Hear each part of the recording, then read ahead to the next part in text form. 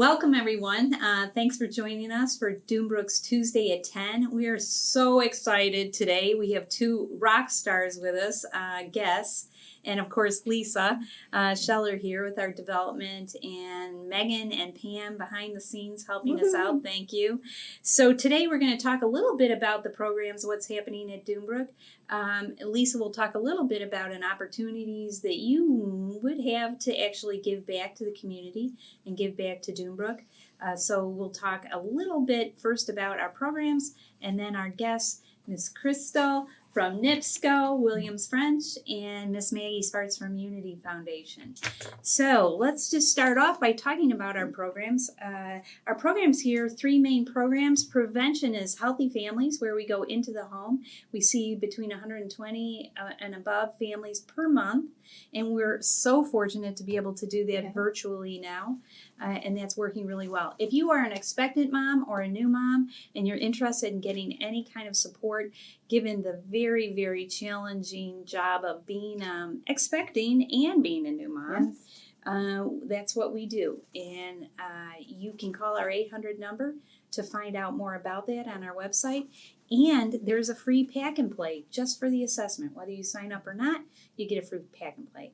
The other program, Prevention, is Public Education, where we go into the schools and talk to students all through LaPorte County and many other counties, Porter County and beyond, about how to empower children to take care of their bodies. And if there's been a problem, how to get help, how to talk about it, how to recognize signs that something not right is happening. Yeah. It's a very powerful program. And then our Child Advocacy Center is our intervention program. When there's suspected cases of abuse, DCS works with us and the multidisciplinary team to support families and children where there's been suspected cases of abuse. So, Miss Lisa, that's our programs. Yes. Good morning. Can you give us a little update on, how if someone's listening and they want to give back to the community or give back to Doombrook, specifically, what are we doing with regards to our fundraising and our grants and our just any monies that we get? Exactly. So, with the COVID, we've had to do creative fundraising. We've had to look at different ways of supplementing the funds that we had anticipated to come in to balance our budget. So we've had the gala, which was canceled back in May. And then we have the Dragon Boat races, which was to happen in September, the second week in September, which has also been canceled due to the COVID, because we know that we cannot bring a large group of people together. However, we are always looking at funds to support our program. And we did have a goal for the gala to reach 60,000, and to date we've reached 48,880. So we thank all of those people who have donated, and even if it was $5, $10, $50, $100, whatever they felt that, they could give to help the programs continue. And as Jeanne Ann had mentioned, there are different ways to give. You can give by making a financial contribution to Doombrook, and we make that easy by either going to our website, and you'll see right on the website it says donate here. You click that on, and it takes you to a secure page where you can donate. But just recently, we were able to get up a new program, and it's a text to donate. So all you have to do is pull out your phone and text Tuesday 10 to 41444. Again, Tuesday 10 to 41444. And I believe Megan has that up on the screen. And she makes it very simple, and we would love for any amount that you can contribute to Doombrook. Right. But then also, the last thing I'd like to mention is we do have a family depot. And in the depot, we have items such as diapers and wipes and lotions and essential things that our families may need. And they earn points through their visits with their Healthy Family visitor, and they can turn those into purchase items that are in the depot. So if you feel you would like to contribute items, again, you can call us at the 1-800 number, and we can give you more information about that. Wonderful. Lisa, thank you so much. So again, it's when parents learn new behavior, healthier parenting behavior, that they get points, and then those points can be traded in. Because people do ask, what does our money go for? It goes directly to the parents who are learning new behavior and changing unhealthy behavior to healthy behavior. So thank you so Yes, much, Lisa. exactly. Thank you. Yeah. So we'll get started. Yeah, get started with our great first guest. Yay, Crystal Williams-French from NIPSCO. Come on in, Crystal. Thank you so much for joining us today. Crystal is a rock star herself, works for NIPSCO, and is actually a member of many organizations, and also been so gracious to join us this year as a member of our development committee. And her experience and expertise is just priceless to us. So welcome, Crystal. Thank you for joining us. Thank you for having me. Thank you for having me. It's a pleasure to be here. Thank you. So maybe to start, let people know a little bit about you and what you do at NIPSCO. And Okay. Sure. So again, my name is Crystal Williams-French. I am married for 26 years. As of tomorrow, we'll celebrate Yay, 26 happy years anniversary! to Aunt French, and we have 3 beautiful children. My youngest just left yesterday, headed to Wabash after taking his COVID test, of course. So that's our new normal. So he took his COVID test, he'll head to school, and he'll check in and start his sophomore year at Wabash College in Crawfordsville. Then I have a daughter who just in May graduated, or completed, I should say, her bachelor's degree. There was no ceremony this year, but we're so proud of her. And then I have a middle son who's home working full time. Wonderful. So we can consider ourselves empty nesters now. Yeah, kind of, right? Yeah, they kind might of, be sort coming of. back. Right. Well, From time to time they do. Gosh, Crystal, you should be so proud of I them. am. Honestly. And proud of being married so long. That's a great That feat. is that could be a challenge. Yeah, but yes. every once in a while. Yes, Yeah. yes. So can you tell us what your title is at NIPSCO and what you Sure. do there?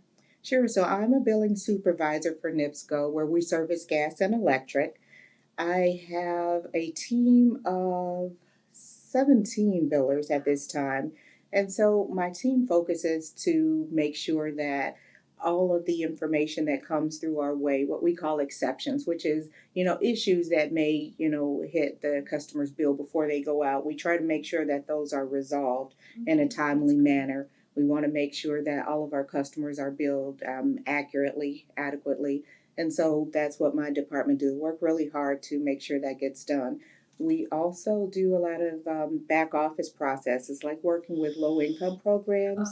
So we work closely with energy assistance agencies, townships. Right. We also do a plethora of other things like contracts and things like that, guaranteed minimum. So we cover quite a bit. Right. So I have a small team, but they're small but mighty. There you go. They're a Well, and I would tough group imagine, of folks. right, during this COVID time, Crystal, it's really affected you, and you've been on the front lines at NIPSCO and been so helpful to all of us.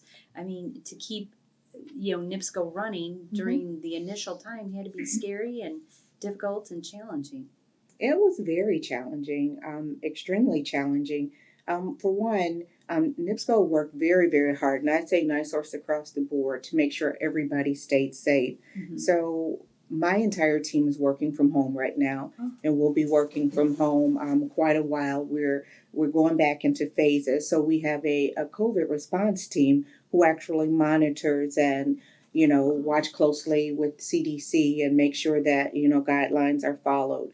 So even though we're not at the office, my office is still set up where, social distancing and wearing your mask, all those practices are still in place. And even at our corporate office in Maryville, all of those things are still in place. As a matter of fact, at all of our offices, they are. Yeah. So we're extremely proud, and everybody feels safe. There are meetings that are held regularly to make sure that everybody's always up to date on, the latest information and feel safe. There's surveys that's gone out to all employees to, say, hey, voice your opinion. Let us know how you feel. What is your comfort level? So I really appreciate NIPSCO for those things. Yeah. And I just want to say thank you to you and to NIPSCO and all the work you've done, because I don't think people realize, when there's a big storm and the electricity goes out, everyone's, Yeah, but yeah. NIPSCO works so diligently and responsibly to keep things going. And thank you. So thank you, really, Crystal. Thank you. They really do. Before I started, and I've been at NIPSCO now 17 years, but before I started working at NIPSCO, I used to love a good storm because, it was a good time to cuddle up, especially if it was in the evening time. But now I almost hate the storms because the storms come, and I know how hard our guards are out in the field trying to make sure that everybody's power gets restored. So we're at home kind of cuddled up and making sure that, we have our flashlights and things, Right. they're out there in those weather elements, trying to get power back on. Right. And they do a really good job at that. They do. So thank you sincerely from all of us, Crystal. And one of the things we want to talk about today is how much you personally and your family give back to the community and always have been. And I think one of the groups you've talked about was the Greater Michigan City Drifters. Yes. So yes. Can you tell us a little bit? I mean, in addition to what you've done for Doombrook, which has been wonderful, and NIPSCO and Unity, and we'll talk about Unity, have done such wonderful things for Doombrook, sincerely, in many ways. But tell us a little bit about the Michigan City Drifters and what's happening there, if you would. Okay. So Michigan City Drifters is a sisterhood. So it's a group of women, predominantly African American, but it's not just closed to African American. But we've developed a sisterhood. There's a group of us who all have the alike focus. So basically, we are a service organization who put others before self. So we extremely selfless. We make sure that we are community focused, we're family focused. We just finished up just last week our scholarship program, which we gave out 5 scholarships, I believe it was. And so it was a virtual program. It was really nice. It was my first scholarship virtual program. But, again, that's our new normal. But it was really nice. The kids were grateful. And I don't think the students really care whether it's virtual, as long as they get their checks and it helps them, fund schools, whether they're, going to campus or if they're, studying or, doing online or e-learning, from home. But we did, I believe it was $1,000 scholarship, 2 $500 scholarships, and then some smaller packages for some of our students. That is wonderful. So you're not only giving back, but you're building the future for our community. Absolutely. Along with that, what we do is hold scholarship workshops. So we were able to get those in this year, pre-COVID. But what we do is we reach out to our local churches. We reach out to our schools, to the counselors at the high schools, and we gather a group of students. I think this year we had maybe about 4 to 5 sessions, but we find different locations where, the students come and they bring their laptops or their Chromebooks, and, we help them reach out for scholarships. We look at the Unity Foundation's website, and we help them through that process. We help them complete the applications. We make sure that they're completing their FAFSA, if they have any questions, or their parents, because some of these are first generation college students, and we want that process to be as simple as possible because, it's already, it's your senior year and you're trying to get through everything. So we just want to make sure that, we can help in the best way possible because, maneuvering through that information could be it's quite challenging. Right. It feels like a foreign language sometimes. Oh, yeah. And it's tough. And some students don't go to school because, getting through that part of it is tough. Yeah, it's very, very tough if you don't have the support that you need, and that's what you provide. And that's what we provide. That's wonderful. Now, if someone wanted to join Michigan City Drifters or find out more, what might they do? Well, we have a Facebook page. You're welcome to join our Facebook page, follow us, and, reach out to us through that measure. Great. That's great. And we had wonderful conversations with all of us prior to getting on air today about the whole racial inequality issue. And I'm sure that's one of your goals. And how do you help us as a community to become more aware of that issue? And any thoughts on that? I would say, and it kind of brings another thing that the Drifters has done to mine, and that's our anti-bullying program. Wonderful. And we're trying to work on ways to do that. It all kind of ties in together. But what I would say is that, treat others the way you want to be treated. Right. It's just that simple. Because, once you do that, then, you can't be wrong. If you're treating somebody the way you want to be treated, then, you've got it. Right. Right. And that's great advice, Crystal. One of the things we talked about also was the heaviness of everything that's going on today in our world. Not only our political climate, but the whole COVID thing, Right. the racial inequality, some of the things going around that, right? Right. So I think that's great advice, Crystal. What you're saying is take self-responsibility in our own little worlds Right. every day to be aware of the just equality for all, let alone Right. racial inequality for minorities of any sort. Right. Yeah, it doesn't, a lot of times, and I will say too, it starts at home.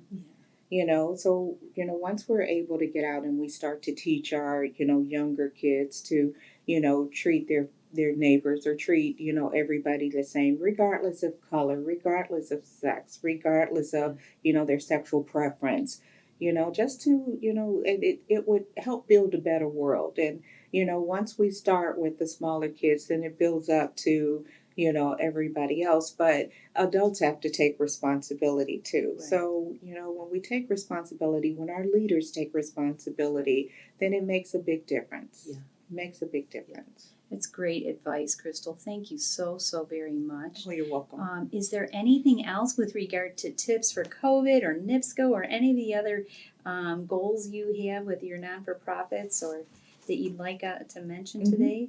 Sure, there's a couple things. There's one other thing that I do participate in, and I wanted to bring light to that, and that's the Pleasant Hill Missionary Baptist Church, where on Sundays I'm a part of the meal ministry, and we have to-go meals. So basically, you drive and, pick up and go. So we serve hot meals on Sundays between, I'm going to get this wrong, I want to say it's between 11 and 1. Mm-hmm.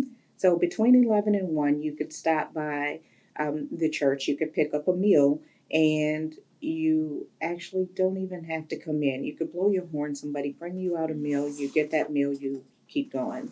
Great. So We keep going. so the Pleasant Hill Missionary Church. Yes. And where are you located? And forgive me for not having that address. That's I okay, but don't. kind of where are you? It's off of Michigan Boulevard, Okay, not okay. far from the police station. Oh, well, there you go. Off Perfect. Michigan Boulevard, not far from the police station.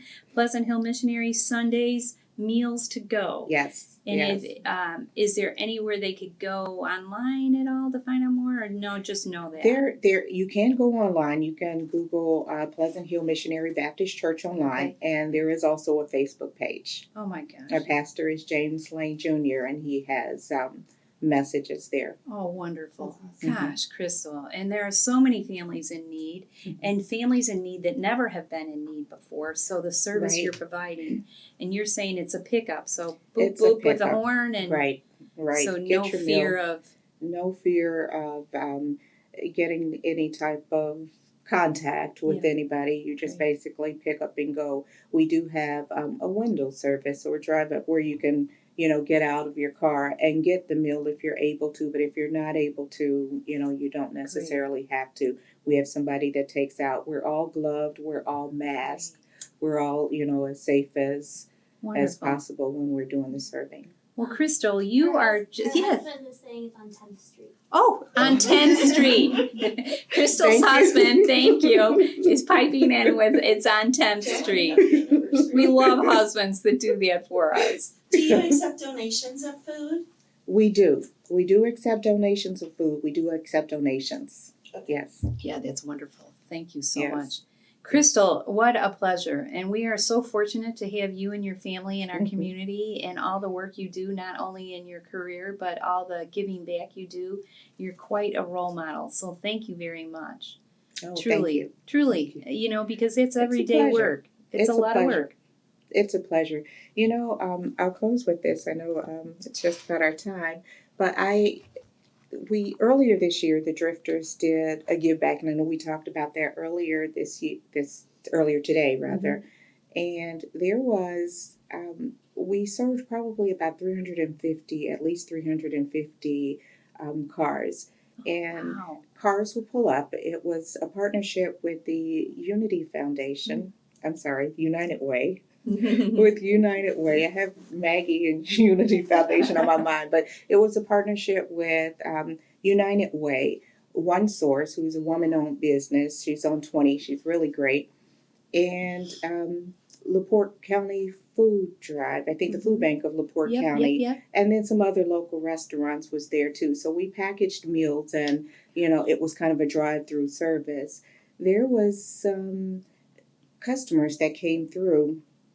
It was local community that would say, I never thought that it would come to this. And I had the pleasure of actually interacting with the customers as they were driving through the line to find out how many was in their household and things like that. And just that moment kind of put life in perspective. One, made me thank God of how blessed and fortunate I am, but then two, to make me realize that I'm in the right place. Right. I should be serving others. I should be giving back, because there was just so many people who shared so many different stories that it was fun to be there. It was a humbling experience, but there was a true underlying message. It was a wake-up call just to let you know how scary everything was for everybody, Right. in spite of everything that's going on. I mean, Right. So again, lesson learned is when we're out and about and someone is upset or cuts us off in the car, or someone's upset at the grocery store, have a little patience. Have a little patience. We don't know what they've gone through. Right. And they may look okay, but maybe they're not. So yeah, at NIPSCO we used to have this thing where, and we still do, but we would talk about grace. When employees, were not quite getting along. And it was, extend that umbrella of grace, because you don't know what somebody else is going through. So not to say that, they're always excused for, any wrongdoing, but just to say that sometimes you just don't know what their story is. And, if this isn't the typical behavior or the usual, just extend that umbrella of grace and move on. And thank you, Crystal. That should be our theme for today. Extending a little grace as we move through our day today. So, Crystal, thank you so much. Is there anything else you want? No, that's it. All right. Well, you've been wonderful. Thank you so much. Thank you. And we'll see you again soon. And have a great day. Thank you. All right. And you can go ahead and walk in front of the camera. We're easy peasy here. And our next guest is the famous Maggi Spartz. Maggie, thank you for coming today. Maggie has been a great friend to Doombrook, as the Unity Foundation has through many years. And maybe, Maggie, you can tell us a little bit about what your position is with Unity. How we all know this, that you've been there forever and a day, and what you've done for Doombrook. Maybe you could start out and tell us a little bit about you and what you do at Unity. Yeah, well, I'm really glad to be here today to see everybody. It's just great to be in this beautiful facility. And I remember when you were putting this addition on and how everybody came together in the community to do this. So it was great. Unity Foundation is what's known as a community foundation, and we were started by the people of LaPorte County for the people of LaPorte County back in the early 1990s. In fact, Doombrook got started in 90, right? And I remember the whole big deal about announcing what this was all about, although Doombrook had been 10 years in the making even before that. So that was, again, a group of dedicated people who saw a need. But people saw a need for a community foundation too. Plus, at that time, Lilly Endowment was kind of dangling some money in front of us. And that's why we have our name, Unity Foundation. We know it's confusing with United Way. We know that. We didn't think about that at the time. But Lilly Endowment was encouraging communities to start these things because they felt that it was a good strategic thing for the state of Indiana to do. And so they had a challenge match, and they were educating people. And so there was a group in LaPorte, a group in Michigan City, each going to start their own community foundation. And finally, at one of these introductory meetings, the consultant who was a woman, said, Yeah. wait a minute, you're from LaPorte County and you're from LaPorte County. Maybe you don't work together. We're not going to give you any money. So so that's how we got our name, Unity Foundation. I never knew that. That's we came great. together, That's yeah. great, Maggie. Yeah, so it's cool. And then Bob Schaefer from NIPSCO was the loaned executive, so he was the first, CEO of the Unity Foundation, which I love that story. But they also, Bob was doing his other full-time job. So like, we need someone who gets up every morning and thinks about Unity Foundations. So I had just finished up as a volunteer doing a countywide strategic planning process and got noticed by the people putting the foundation together. So I was 12. And all the rest is history. So I've been here, since that time. And it's just been a great journey because my background is in business and marketing, but my passion is in bringing those skills to the community while I'm feeding my family. Kind of have to do Absolutely. the same thing. So that's how we are here. But I'm real excited because there was a time in the beginning when we were just trying to explain to people what Unity is. And so we're a community foundation, but most of the money we raise, we don't actually spend. We invest it and then make a stream of income forever. And the Dunebrook Board of Directors at that time said, we think that's a good idea. We think we're going to be around for a long time, so we should have an endowment fund that will help diversify our funding stream, of which Dunebrook has benefited from that now. We have. You still have to raise money. Yes. But there's one paycheck you're going to get every year that you didn't have to go raise that money. And we were your first agency endowment. You were. Mm-hmm. Yeah. And we took no money from Dunebrook. It was actually the board members who each ponied up. 5 of them ponied up $1,000 each, which, It's a big deal. it's a big deal. Right. And now the fund is close to $250,000. Right. So, and you get like 5% of that every year. Sure. So, and if that were $1 million, that would be even better. Right. So we love talking about planned giving and how people grow their endowment funds, nonprofit funds, and so forth. So that's just how the fund got started. Well, that's wonderful, Maggie. And you're being very modest, but Maggie not only directs the Unity Foundation, but just in the community and with all the non-for-profits, Maggie is a tremendous leader and is very good about connecting people and organizations with each other. And she's always taking notes, and I'm going to call this person because I just heard this. And we'll talk about the vibrant communities after a bit. But why don't you tell us about the planned giving, Maggie? Yeah, so in my former life, I was a life insurance agent, and it was in Chicago with Northwestern Mutual, and they taught me about the science and art of building a client base. So I learned a lot about financial planning, business succession planning, taxation, and all those things, and then wanted to move back home. So I'm from here originally. And graduated Rogers High School, and came back. Yeah, it was the all country good. school. Yeah, Right. it was. Yeah. So so moved back here, and then got involved with community organizations like Leadership LaPorte County and so forth, and that was great.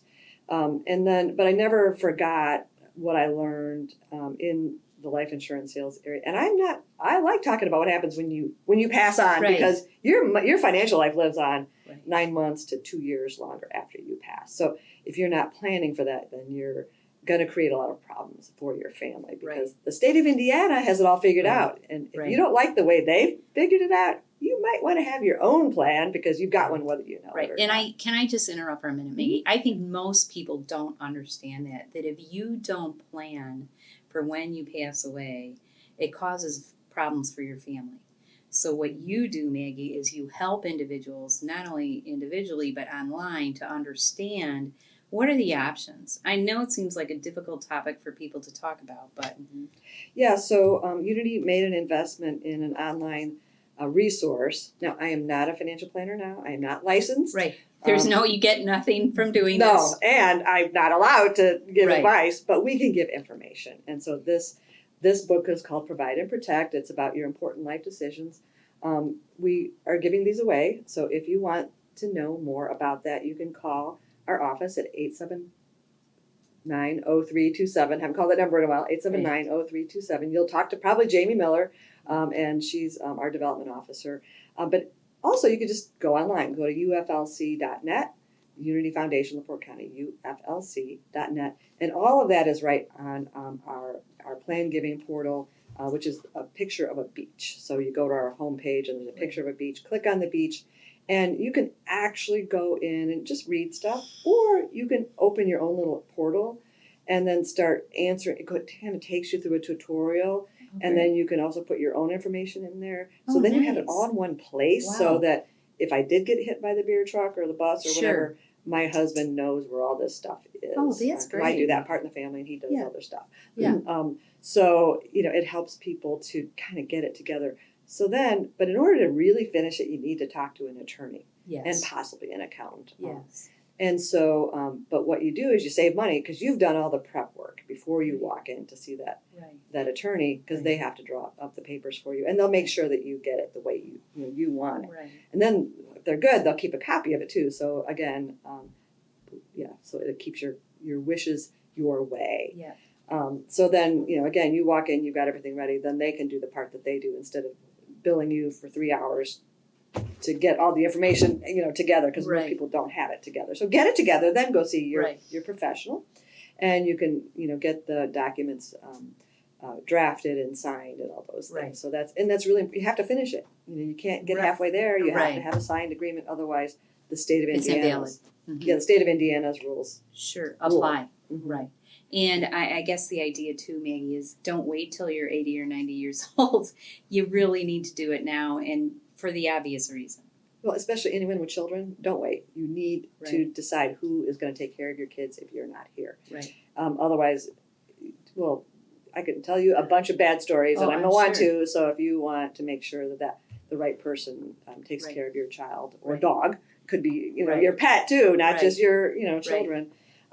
You should really start as soon as you start having a family. And a simple will is really simple. It doesn't cost that much, and get it taken care of. And I would say not only young children, but even adult children, because we had a family we knew who did not do this, and the parents passed away, and it caused terrific animosity between the siblings, adult children. So this way, I think it's a morally appropriate, responsible thing to do. It is. It really is. And, the first time you do your will, it feels a little weird because you think, oh, now I'm going to die. Yeah. But you're not. Yeah. Oh no, Right. And then then like the next time you're like, oh, you just feel better. Right. You feel better. It's like getting your kitchen sink cleaned or doing that closet that you have. I mean, you just feel get your car tuned up. You just feel like you're going to be safer and everything's going to be taken care of. Right. It's an insurance policy for many, many things. Maggie, thank you. And I, again, thank you. With the board of directors, your board through all the years has just been tremendous. And I know you have such a great personality that you help coordinate all those relationships and the movement forward of Unity. You've helped the community so much, Maggie. I don't know. Well, Unity has granted out almost $20 million now since we got started, which is and that's from earnings from the endowed funds and special projects. Sure. And Doombrook's been one of our beneficiaries over the years. You guys have been great about applying to our Power for Good Fund for grants. We funded those body, awareness programs. We funded the forensic training for our law enforcement. The Family the Depot. depot. Right. Yeah, Pam's written most of those grants. But Yeah. I mean, it's been great because we can't do the work that I don't want to do the work that you guys do. I mean, it's a tough job. I'd rather raise money any day than. I know, but in Maggie, what you do, I just know the celebratory luncheon that you have does great. It's great benefit for everyone, and there's it's got to be 100 people at least at that luncheon. 200. Oh.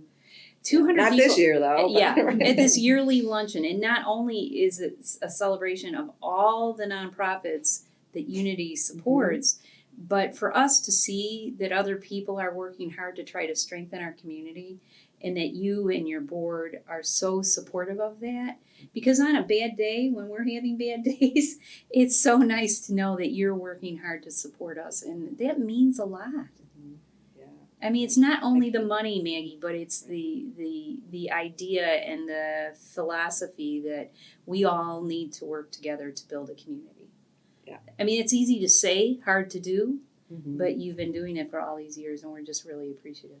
Well, thank you. And we have great nonprofits that collaborate compared to our neighbors. Right. Neighboring counties, LaPorte County is by far the most collaborative Right. county of any of them. So that's how we've been able to get That's so really much nice done. to hear. That's nice to hear. And that is about trusting and picking up the phone and calling someone and asking XYZ question. And lastly, maybe Maggie, tell us about the vibrant communities that's going on. Yeah, so we, to make a long story short, we partnered with the LaPorte County Convention and Visitors Bureau and raised some money, and we hired a firm to help us create a community engagement process to bring the community together to decide what do we want for LaPorte County and what is LaPorte County. Like there's at least 15 different kind of communities or towns in LaPorte County, Right. so we're pretty big. And then what do people want? So we were just finishing that up when COVID, the crisis hit. So, but we are reconvening, getting that group. There's Great. 66 action items that came out of it. We Right. engaged 1,000 people. I remember being at the meeting at Blue Chip. It was huge. Another and hundreds. we engaged. It was great. We engaged the African American community, the LGBT community, the homeless, youth, the Latinx community. You know, we had separate kind of groups just because we figured their responses might be different, and they were. Right. Their concerns are different. Right. Very real though, Yes. and so that's we learned a lot. And couple things came out of it. One is for sure we need to have a housing action agenda. Yeah. We do not have, and it's been a long time, we do not have adequate housing for anybody, really. It's old. 70% of our housing in LaPorte County is over 40 years old. And we need a place for people to want to move into, Yes. whether To it's bring businesses. right. Well, you can't, nobody's been able to get a physician to actually live in LaPorte County for decades now. That's been going on because we Right. don't have the right kind of housing. Right. But there's also, you know, we need workforce housing too for people to be our teachers and our policemen and so forth Right. and so on. Right. So we're gonna hopefully be putting that together in conjunction with the county.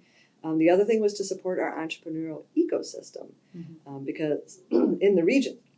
So we are starting a tool called nwibizhub.com, and it's going to be a searchable database, not done yet, of resources for anyone who wants to start a business or grow their business Wow.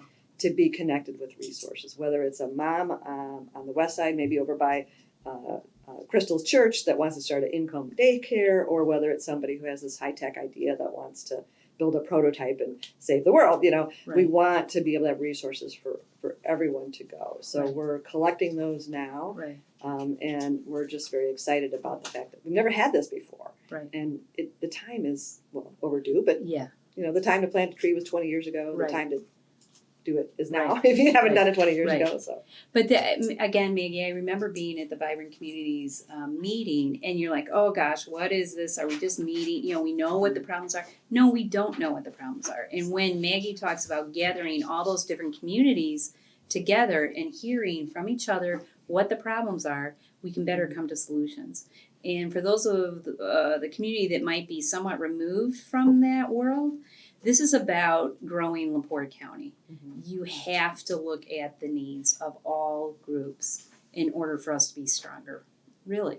And I don't know that some people understand that. right. Well, you know, it's hard to get. We're not going to get everyone engaged, but we hope it's like more of a movement that people, even if they miss the first part, they can get on and help us. Right. Because these are big action items Right. that came up, and no one group can do any. Right, Really, we right. all have to work Right. together to do that. So, Yeah. and I hope some really good things come out of it. I want to build talent from that. I Wow. want people that were engaged or want to get engaged to say, you know, I really like to do that for my community. Right. All right, let's support you and help Sure. you to do that, whether you're in La Crosse, Westville, or on the west side of Michigan City. We want to Right. empower people to Right. take control of their and build what they want for their communities, not what I want. Right. What do they want? And we've Right. heard a lot of that, a lot Yeah. of good aspirations. But in general, we now have a new vision statement for LaPorte County, and it's more inclusive than it was from the earlier 1992 process, and it includes health this time. That's Health great. is really important. So yeah, we're excited about the future. We'll come back on the show would some love that, time Maggie. later and talk about that more specifically about what we've done. Yeah. But we're making progress on it, but we've got to keep going. Right. So, Keep working. Yeah. yeah. Consistently. Right. Yeah, because without a vision, You don't know where to go.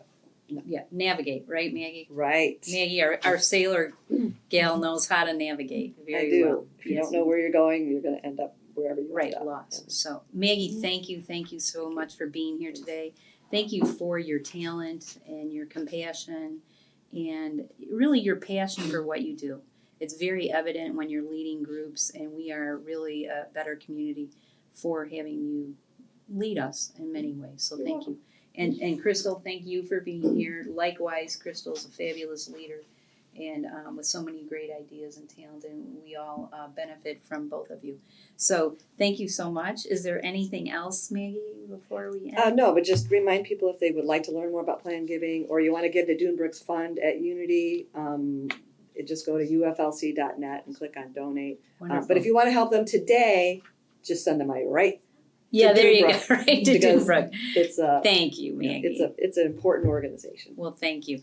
And thank you everyone for joining us today. Wow, I think the theme has been, good health to all, but also be kind to yourselves during this time, and especially be kind and patient to others. So thank you. Miss Meg, I you did have... want to mention that we did have someone try out the text to giving. Oh, yay! So I have the thermometer I can show. All right. Okay. Maggie, Meg. Yeah, that's all right. Great. But yes, so we have Dave Swartz who's given $25. Dave Swartz giving $25 by texting. So go Yes. online and beat Dave Swartz. There you go. Yes. All right. Awesome. Thank you so much. Thank you, Maggie. Thank you, Crystal. And everyone, have a great day.